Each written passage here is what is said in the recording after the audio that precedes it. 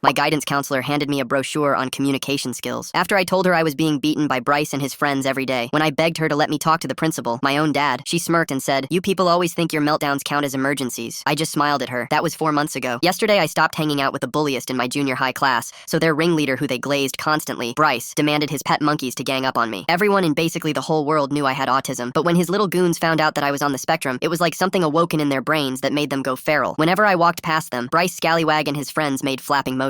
Then it became hiding my noise-canceling Sony headphones in trash cans under everyone's lunch garbage. By January, they were shoving me into lockers and filming my meltdowns to post on the school meme page run by students. The first time it happened, I tried going to the guidance counselor. When I walked in, Mrs. Saratoga barely looked up from her computer. "Can I talk to Principal Williams about Bryce and his friends?" I was then interrupted by her looking up at me with this condescending smile. "I know exactly what you people do. Always thinking that normal teenage interactions count as bullying. Always looking for attention." I swear I thought she was pranking me, but then she handed me a brochure for communication skills and went back to filing her nails. I smiled because I had an ace up my sleeve. Principal Williams was my dad, but her dismissal made me realize something. If the guidance counselor wouldn't believe me without proof, maybe my dad wouldn't either. He was always so careful about showing favoritism at school. That's when I hatched my plan. I started crying more visibly when they pushed me. I ate lunch alone in predictable spots where they could corner me. I accidentally walked down empty hallways when I knew they'd be there. I documented everything in a password-protected folder on my phone. Screenshots of the meme page, blurry recordings when I could manage it. Bryce got bolder. He went from shoving to actual punches. His sister Kayla would hold my arms while he'd practice his boxing moves on my stomach. His best friend Connor liked to dump my backpack in the toilet. They thought I was too scared and weak to tell anyone, but after a few weeks, I finally had enough evidence to tell my dad. That night, I felt like a kid waiting for Christmas morning because I knew my dad would destroy them. I woke up before my alarm and strolled downstairs with a confidence I'd never felt before. My dad was already there, making pancakes with smiley faces like he used to when I was little. I sat down with a huge smile. "Hey, kiddo," he exclaimed. "I have something that I've been keeping from you," he said, flipping a pancake. "I'm in the process of retiring, and it should kick into place soon. They're making the announcement at school today." My fork stopped halfway to my mouth. He continued, practically bouncing with excitement. "With the retirement package, we can finally afford that Disney cruise you've always wanted. 7 whole days, just our family." I forced myself to smile and squeal about the cruise while my stomach dropped. Without Dad as principal, I had no nuclear option. My evidence meant nothing if he couldn't do anything about it. At school that day, I sat in the bathroom trying not to panic. Then I overheard Bryce and his friend talking by the sinks. "My mom's totally going to win the school board election. Her whole platform is about stopping bullying. She even got that news station to interview her." That's when it clicked. Mrs. Scallywag, Bryce's mom, was running for PTA president on an anti-bullying platform. The irony was so perfect I almost laughed. The election was in 3 days. I spent those days being extra pathetic, extra vulnerable. On election day, I waited by the gym after school, knowing they always went there to VP. When Bryce saw me alone, his eyes lit up. "Look who's asking for it," he said, cracking his knuckles. Connor and 2 other guys formed a circle around me. I didn't fight back. Not when Bryce's fist connected with my eye. Not when Connor kicked my ribs. Not when they took turns seeing who could leave the biggest bruise. Instead, curled up and took it with a chaotic excitement pumping through my veins. They left me there when they got bored. I waited 10 minutes before limping towards the auditorium. My face was swelling. My ribs screamed with each breath, but I had a huge smile on my face. The whispers started immediately. People pointed at my black eye. Someone gasped. I walked straight to the front where the current board members sat. "Mrs. Scallywag says she'll protect kids like me," I said loudly enough for everyone to hear. "But her children, Bryce and Kayla, did this to me yesterday. Your son hit the shot out of me, Mrs. Scallywag." The auditorium erupted. The auditorium fell silent for exactly 3 seconds before Mrs. Scallywag shot up from her seat, her campaign button catching the stage lights. Her hands trembled as she gripped the podium. She stammered, trying to force words through her shock. The carefully prepared speech cards scattered across the floor as she knocked them over. Her campaign manager rushed toward her but stopped halfway, frozen by the spectacle unfolding. I reached into my pocket and pulled out my phone. My fingers moved across the screen with practiced precision. The auditorium's projection system flickered to life behind Mrs. Scallywag. The timestamp in the corner read 3:47 p.m. today. The video filled the massive screen. There was Bryce, his fist connecting with my stomach, while Kayla held my arms behind my back. The security camera angle showed everything in crystal clarity. You could see other students walking past in the background, deliberately looking away. Gasps rippled through the crowd. A mother in the 3rd row covered her young daughter's eyes. An elderly man dropped his coffee cup. The liquid spread across the floor, but nobody moved to clean it. Mrs. Scallywag rushed toward the stage, her heels clicking frantically against the hardwood floor. Her voice cracked with desperation as she pointed at the screen. She insisted the video was edited, that I was known for making things up. Her words came out in sharp bursts, each one more frantic than the last. The microphone screeched with feedback as she grabbed it too forcefully. A door opened at the side of the stage. My dad emerged from backstage, his face pale and drawn. He looked at the video playing on the screen, then at me, then back at the video. His principal's badge caught the light as he stepped forward. He spoke clearly into his own microphone, confirming that the video came from the school's security camera system. His voice carried the weight of authority, even as it trembled slightly. The crowd turned to look at him, then back at Mrs. Scallywag. The main auditorium doors burst open. Bryce and Kayla stumbled in, probably looking for their mother after practice. They stopped dead when they saw their assault playing on the giant screen. Bryce's face went from confusion to rage in seconds. He shouted across the auditorium, his voice cutting through the chaos. The slur echoed off the walls. Every single person in the room turned to stare at him. His mother's campaign manager slowly put his head in his hands. A local news cameraman who'd been there to cover the feel-good election story swung his camera toward the action. The red red recording light blinked steadily. He moved closer to the stage, adjusting his angle to capture everything. Connor tried to bolt for the exit, but the security guard stepped in front of the door. The other bullies who'd come with him pressed against the walls, trapped. Their eyes darted between the exits and the damning video still playing on loop. Mrs. Scallywag attempted damage control, her political training kicking in. She talked about stress, about this not representing who they were as a family. Her hands gestured wildly as she tried to spin the narrative. Nobody was buying it. I lifted my sleeves slowly, revealing arms covered in bruises of various colors: purple, yellow, green, a timeline of violence written on my skin. I asked if she wanted to see more evidence. The crowd leaned forward. My dad stepped to the front of the stage. His voice carried across the silent auditorium as he announced he was calling the police immediately. He pulled out his phone, his position as principal giving weight to his words, even though he only had 48 more hours in the role. Police sirens wailed in the distance, growing louder. Mrs. Scallywag frantically pulled out her phone, her fingers shaking as she dialed. She turned away from the crowd, but everyone could still hear her desperate plea for her lawyer husband to get there immediately. Other students started finding their voices. A girl stood up and talked about Bryce breaking her glasses the previous week. A boy mentioned his inhaler being flushed down the toilet. The dam of silence was breaking, testimony pouring out from every corner. Mr. Scallywag arrived in an expensive suit, his leather shoes clicking authoritatively. He immediately declared that nobody could talk to his children without his presence. His briefcase hit the floor with a thud as he surveyed the scene. The side door opened again and my mom rushed in from work, still in her scrubs. She saw my injuries under the harsh auditorium lights and broke down. Her words came out between sobs. She'd asked if I was okay, and I'd said yes every single day. Mrs. Saratoga appeared from the administrative offices, trying to claim I had a history of making false accusations. When pressed for specific examples, she fumbled with her words, unable to provide even one instance. Her confident facade cracked under scrutiny. My dad pulled up emails on his phone, showing them to the officers who had just arrived. The messages proved Saratoga had never reported any bullying incidents despite being a mandatory reporter. Her face went white as the implications sank in. The news cameraman spoke rapidly into his phone, going live with breaking coverage. Talk about perfect timing with that retirement announcement. Nothing says surprise kiddo like accidentally destroying your child's entire revenge plan over pancakes, med smiley, and sicker. Mrs. Scallywag running an anti-bullying campaign while her kids practice MMA on classmates. The school board candidate's children accused of assault. The story was spreading beyond the auditorium walls. Phones throughout the crowd lit up with notifications. I reached into my backpack and pulled out a thick folder. Hundreds of documented incidents spilled across the table. Dates, times, witnesses, everything meticulously recorded. The police officers began photographing each page. 3 teachers stepped forward from the crowd. They spoke about reporting concerns about Bryce, about how Mrs. Saratoga always found ways to bury their reports. A clear pattern emerged of protection for certain students and dismissal of victims, especially disabled ones. Mr. Scallywag threatened lawsuits for defamation and conspiracy. He claimed his wife's political enemies had orchestrated the entire scene. His voice rose with each accusation, but the video evidence kept playing on the screen behind him. Connor's parents arrived, pushing through the crowd. They immediately approached the police, apologizing and demanding their son tell everything. Their faces showed genuine horror at what their child had been involved in. Connor broke under the pressure. He admitted Bryce had promised his mom would get them out of any trouble that she always had before. His confession came out in a rush, each word adding another piece to the pattern of corruption. The school board members called an emergency recess. Parents grabbed their children and rushed toward exits while board members huddled in heated discussion. Police officers established a perimeter around the stage area, treating it as an active crime scene. Mrs. Scallywag refused to withdraw from the election, despite mounting pressure. She stood at the microphone declaring she wouldn't be bullied by lies and manipulation. Her campaign team abandoned their posts one by one, leaving promotional materials scattered across chairs. Medical personnel arrived to document my injuries. The paramedics' gentle examination revealed 2 cracked ribs and extensive soft tissue damage. She photographed each bruise meticulously while shaking her head at the systematic nature of the abuse. The documentation process took over an hour. My phone buzzed constantly with messages from classmates who'd witnessed attacks but never spoken up. Screenshots flooded my inbox, videos from the meme page, messages planning ambushes, photos of my belongings destroyed. The digital evidence multiplied exponentially as students found courage in numbers. Social media exploded overnight. The hashtag #Scallywag scandal trended locally within hours. The security footage clip spread across platforms faster than anyone could contain it. News outlets picked up the story, each iteration adding more damaging details about the family's hypocrisy. 5 families emerged the next morning with their own horror stories about Bryce. Elementary school incidents that had been swept under the rug resurfaced. Parents compared notes about mysterious injuries their children sustained, complaints that went nowhere, meetings with administrators that ended in gaslighting. Mrs. Scallywag appeared on the morning show attempting damage control. She painted me as a disturbed child seeking attention, weaponizing my autism diagnosis against me. The host's skeptical expression deepened with each defensive statement. The interview backfired spectacularly when they played the security footage. Disability rights lawyers contacted my family within hours of the broadcast. They recognized a potential landmark case about systematic discrimination. Pro bono representation was offered immediately. The lead attorney's own autistic daughter had faced similar treatment at another school. School administrators launched an investigation into the meme page. The digital forensics revealed months of coordinated harassment targeting multiple disabled students. IP addresses traced back to school computers used during specific class periods. The evidence painted a picture of organized cruelty. The police arrived at school the following morning. Students pressed against classroom windows watching Bryce get handcuffed in the main hallway. His screams about his mother destroying everyone echoed through the building. The perp walk became another viral moment. Kayla received a suspension pending investigation, but avoided immediate arrest. Her claims of being forced by her brother crumbled when investigators found messages showing she initiated several attacks. She'd specifically targeted younger autistic students who couldn't effectively report abuse. Dad canceled his retirement ceremony to handle the crisis. The district approved an emergency extension of his position. He spent 18-hour days implementing immediate reforms, new reporting systems, mandatory autism acceptance training, anonymous tip lines. The changes came too late for me but might protect others. Mrs. Saratoga's administrative leave became permanent when the investigation expanded. Union representatives confirmed she'd likely lose her teaching license. Decades of ignored reports surfaced from her personnel file. Her pattern of protecting certain families while dismissing vulnerable students was extensively documented. The Scallywag family hired an expensive PR firm to manage the narrative. Subtle victim-blaming campaigns appeared online questioning my motives and mental stability. Anonymous accounts spread rumors about attention-seeking behavior. The coordinated disinformation campaign fooled nobody who'd seen the evidence. Retaliation came swiftly. Our house was egged repeatedly. Windows were broken with rocks wrapped in threatening notes. Security cameras we'd installed after the first incident captured Bryce's friends conducting the attacks. Each act of intimidation only strengthened our legal case. Death threats forced me into online schooling for safety. The isolation felt like another form of punishment for speaking up. I watched through social media as life at school continued without me. The bullies had found a way to push me out even while facing consequences. Connor's complete cooperation shocked everyone. He provided prosecutors with 2 years of group chat screenshots showing detailed planning of assaults. The messages revealed a sophisticated operation with lookouts, alibis, and specific techniques to avoid leaving evidence. His guilty conscience had been eating at him. The most damaging revelation came from Connor's phone. Messages showed Mrs. Scallywag actively coaching the bullies on avoiding consequences. She'd taught them to avoid hitting above the collar, to delete messages regularly, to coordinate stories. Her involvement went far deeper than simple denial. District officials expanded their investigation beyond our school. The pattern of protecting certain students while dismissing disabled victims appeared systemic. Administrators at multiple schools faced scrutiny. The scope grew from individual bullying to institutional discrimination. Election day arrived with Mrs. Scallywag still on the ballot. She lost in a historic landslide. The winner's first act was establishing an anti-bullying task force. They invited me to serve as a student advisor. My first meeting would be conducted via video call from home. Criminal charges were filed against multiple parties. Bryce faced assault and hate crime enhancements. His parents were charged with conspiracy and child endangerment. The prosecutor built a case showing they knew about and facilitated the abuse. Even their expensive lawyers looked concerned. Mr. Scallywag's law practice hemorrhaged clients daily. Major firms pulled their retainers. Former clients distanced themselves publicly. His reputation in the legal community crumbled as details of witness intimidation emerged. Several families reported threats after speaking to police. Bail hearings revealed the family's deteriorating finances. The judge set Bryce's bail high due to flight risk and continued threats. Their grandmother refused to help, stating she was disgusted by what her grandson had become. The family struggled to raise funds while maintaining their legal defense. My story spread beyond local news. TikTok videos explaining the situation went viral in the hashtag #ActuallyAutisticCommunity. Support poured in from autistic advocates globally. Messages from other victims sharing similar experiences flooded my inbox. The solidarity felt overwhelming but validating. A documentary filmmaker reached out wanting to explore institutional ableism in schools. She'd won awards for previous work on disability rights. The project would examine how schools systematically fail to protect their most vulnerable students. My family agreed to participate. Other autistic students at school began reporting their experiences. An epidemic of unreported abuse emerged. Parents who'd been gaslit into silence found their voices. Support groups formed. The administration faced a reckoning they'd avoided for years. Dad's reforms included mandatory training on neurodiversity and autism acceptance. Every staff member had to complete certification. New reporting systems bypassed traditional channels that had failed. Anonymous tip lines were monitored by outside organizations. The changes were comprehensive. Mrs. Saratoga's arrest made headlines. Prosecutors charged her with failure to report child abuse and endangerment through willful negligence. Her decades-long pattern of dismissing abuse reports constituted criminal behavior. Former students emerged with stories spanning her entire career. The Scallywag family listed their house for sale. They claimed they needed to escape persecution. The mansion sat on the market for months with no buyers. Their notoriety made them pariahs in the community they'd once dominated. Moving became their only option. Kayla's expulsion came after investigators documented her targeting of younger disabled students. College acceptance letters were revoked when schools learned of the charges. Connor's sudden confession feels awfully convenient. I wonder what really made him flip so completely after being part of this for so long. Mrs. Scallywag's coaching messages to the bullies are particularly interesting. Her carefully planned future crumbled. She blamed everyone but herself for the consequences. Trial dates were set for the various defendants. I would have to testify facing Bryce in court. The prospect terrified me, but the prosecutor assured me accommodations would be made. The courtroom would be modified to reduce sensory triggers. Justice required my participation. A complication arose when Bryce's aunt was discovered working in the prosecutor's office. She'd attempted to access sealed evidence files. Security caught her photographing documents. She was immediately fired and charged with obstruction of justice. The family's corruption ran deep. Defense attorneys subpoenaed my therapy records, attempting to paint me as mentally unstable. The judge ruled medical records inadmissible, calling the attempt blatant discrimination. The defense strategy of attacking my credibility due to autism backfired. The judge's own grandson was autistic. Jury selection proved challenging. The Scallywag name was widely known both positively and negatively. Defense attorneys tried stacking the jury with older residents who held outdated views about disability. Prosecutors fought for a representative jury that understood modern concepts of neurodiversity. The trial began with my 6 hours of testimony. I detailed the systematic torture, the escalation, the deliberate targeting of my autism traits. The jury listened listened intently. Several jurors wiped away tears as I described the isolation and fear. My noise-canceling headphones remained on throughout. Video evidence played on courtroom screens. The jury saw the brutality and coordination firsthand. New footage had emerged from student phones showing additional attacks. The sheer volume of evidence was overwhelming. Defense attorneys struggled to dispute visual proof. Bryce took the stand against legal advice. His arrogance alienated the jury within minutes. He claimed I brought the abuse on myself by being weird and not taking social hints. His lack of remorse was palpable. Even his own attorneys looked uncomfortable. Mrs. Scallywag's testimony contradicted her previous statements repeatedly. Prosecutors caught her in multiple lies. Her story changed each time evidence disproved her claims. The jury saw through her attempts to portray her family as victims. Her political training couldn't save her. Dad testified about years of reports that were ignored or buried. He presented documentation showing systematic failures to protect vulnerable students. His professional reputation lent credibility to the institutional critique. Several jurors took extensive notes during his testimony. Connor's testimony devastated the defense. He provided detailed accounts of how Bryce recruited others, planned attacks, and celebrated causing meltdowns. His genuine remorse contrasted sharply with Bryce's defiance. The jury could see the difference between someone taking responsibility and someone denying it. The defense's closing argument relied on outdated stereotypes. They argued boys will be boys and that autism made perception unreliable. The strategy felt desperate and offensive. Several jurors visibly recoiled at the implications. The prosecutor's rebuttal was devastating. Disability rights experts testified about violence against autistic people. Statistics showed we face abuse at rates far higher than neurotypical peers. The systematic targeting of autistic traits constituted hate crimes. The expert testimony provided crucial context for understanding the severity. The prosecutor's closing argument framed the case as organized hate crimes against a disabled child. She methodically laid out the evidence of planning, coordination, and escalation. The institutional failures that enabled the abuse were highlighted. Justice required accountability at all levels. The jury deliberated for only 2 hours. Guilty verdicts on all counts, including hate crime enhancements. The courtroom erupted in whispers. Bryce's face went white as reality hit. His parents gripped each other. Connor's family quietly thanked prosecutors for the plea deal. Sentencing brought more drama. The judge called Bryce a danger to society who showed no remorse. Juvenile detention until age 21, then transferred to adult prison, the maximum allowable sentence. His screams about unfairness echoed through the courthouse. The school district's insurance company balked at the mounting lawsuits. 12 families filed claims totaling millions in damages for systematic discrimination. The board held emergency budget meetings while protesters gathered outside demanding accountability. Settlement negotiations dragged through summer as lawyers haggled over liability admissions. Dad's promotion to district coordinator came with immediate challenges. He implemented mandatory autism acceptance training across all schools, despite pushback from traditionalist administrators. Teachers complained about additional certification requirements. He persisted, bringing in neurodiversity experts who demonstrated sensory overload simulations that left skeptics shaken. My first advocacy presentation happened via video link to a middle school assembly. Technical difficulties plagued the connection, while hundreds of students waited. When the feed finally stabilized, I explained how bullying escalates when differences become targets. Students submitted anonymous questions afterward, revealing their own experiences with harassment. The documentary premiered at a local film festival. Cameras captured my family entering the theater through a side door to avoid crowds. The audience sat silent during scenes showing security footage of attacks. Several people left during graphic testimony segments. Awards consideration followed, bringing unwanted attention. The Scallywag Mansion's foreclosure auction attracted gawkers and media. Their possessions were hauled away in trucks while neighbors watched from driveways. Moving vans headed toward a small town 3 states away, where they hoped the story wouldn't follow. Local social media tracked their departure with satisfaction. Connor's community service assignment placed him at a center for disabled youth. His first day involved cleaning bathrooms and avoiding eye contact with everyone. Gradually, interactions with the kids broke through his discomfort. He helped with art projects and learned basic sign language from a deaf teenager. During mandatory therapy sessions, Connor's ADHD diagnosis emerged. His parents discovered they'd been medicating him without proper evaluation to control classroom behavior. The revelation explained his susceptibility to Bryce's influence and inability to resist peer pressure. His genuine transformation began with understanding his own neurodivergence. Speaking requests multiplied beyond my capacity to fulfill them. Schools across the state wanted presentations about recognizing and preventing ableist bullying. Each invitation required careful consideration of travel logistics and sensory accommodations. Dad helped coordinate a speakers bureau of other autistic advocates to meet demand. Federal investigators descended on the district examining discrimination patterns. They requisitioned thousands of documents showing how complaints were systematically buried. Administrators scrambled to comply with subpoenas while maintaining daily operations. The investigation's scope expanded to neighboring districts with similar problems. The new principal introduced a peer mentorship program, pairing older autistic students with younger ones. Initial resistance from some parents worried about negative influences dissolved when early results showed decreased bullying incidents. Mentors received training in active listening and crisis de-escalation. The program became a model for other schools. Senior year arrived with accommodations firmly in place. My modified schedule included quiet testing rooms and permission to wear noise-canceling headphones in class. Some students still whispered when I passed, but most had moved on to new drama. Teachers who'd previously ignored bullying now intervened immediately. A letter arrived from juvenile detention with Bryce's familiar handwriting. Prison officials intercepted his threats before delivery, adding 5 years to his sentence for intimidation. His inability to accept responsibility continued even behind bars. Each violation extended his incarceration further. Mrs. Scallywag's trial concluded with guilty verdicts on all charges. The judge sentenced her to 10 years for conspiracy and child endangerment. Her breakdown in court court made headlines as she blamed everyone except herself. Prison transport happened quietly to avoid media circus. College application season brought unexpected opportunities. My essay about overcoming systematic discrimination caught admissions officers' attention. Full scholarship offers arrived from multiple universities with strong disability services programs. Each acceptance letter felt like validation of survival rather than academic achievement. Kayla's apology attempt came through a mutual acquaintance. She wanted to meet and explain her actions, claiming therapy had given her perspective. I declined through the intermediary, choosing to focus forward rather than revisiting past trauma. Her letter went unread into recycling. The Disney cruise finally happened with modifications for sensory needs. The cruise line provided a quiet cabin away from engine noise and special dining arrangements. Dad spent most of the trip reading by the pool while I explored accessible activities. Storm clouds on the third day forced everyone inside. Connor's transformation continued at his new school. He started an anti-bullying club focused on bystander intervention. His presentations included personal accountability for participating in harassment. Former victims remained skeptical, but acknowledged his genuine efforts at making amends through actions. Prom preparations included finding formal wear that accommodated sensory needs. The judge handing out maximum sentences like party favors at the world's worst birthday bash. Bryce's screams about unfairness were the cherry on top of this Justice Sunday served ice cold. The tuxedo rental place had never dealt with requests for tagless clothing and soft fabrics. Friends helped create a quiet space in the venue where I could retreat when overwhelmed. Dancing lasted exactly one song before I needed a break. Graduation day arrived with careful planning for crowd management. The administration arranged for me to enter through a side door and sit at the aisle for easy exit if needed. My speech focused on resilience and systemic change rather than personal victory. The standing ovation felt surreal. Summer brought training sessions for new peer mentors. I developed curriculum based on lived experience rather than theoretical knowledge. Role-playing exercises helped mentors practice responding to various situations. Bryce's younger cousin attended, determined to break his family's cycle of cruelty. The documentary sequel followed my college transition. Cameras captured orientation week struggles and triumphs, finding community among other neurodivergent students. Filming disrupted daily routines, but the director accommodated my needs. The final cut showed realistic challenges rather than inspiration peern. Sophomore year included an internship at a disability rights law firm. Filing briefs and researching case law revealed how legal systems often failed vulnerable populations. The attorneys mentored me through complex litigation strategies. One case involved drafting legislation to classify disability-based bullying as a hate crime. News arrived that Bryce had been transferred to adult prison. His assault on a disabled inmate added decades to his sentence. Other prisoners had no tolerance for those who targeted vulnerable people. His letters home blamed everyone except himself for his circumstances. Law school acceptances arrived during senior year. The same persistence that documented bullying evidence now served academic success. Scholarship offers made attendance possible without crushing debt. Each acceptance represented another step toward systemic change through legal channels. 10 years after that confrontation in the auditorium, I stood before the state Supreme Court. My noise-canceling headphones rested comfortably as I argued for landmark disability protection legislation. The justices listened intently to arguments about hate crime enhancements for disability-based violence. Their unanimous decision created precedent protecting every vulnerable child who would come after. Bryce served his extended sentence while I transformed pain into systemic change. Well, folks, this has been a wild ride. I've had a blast puzzling through all these twists and turns with you. Thanks for letting me wonder out loud. Until next time, CTA. If you made it to the end, drop a comment. I love reading all your comments.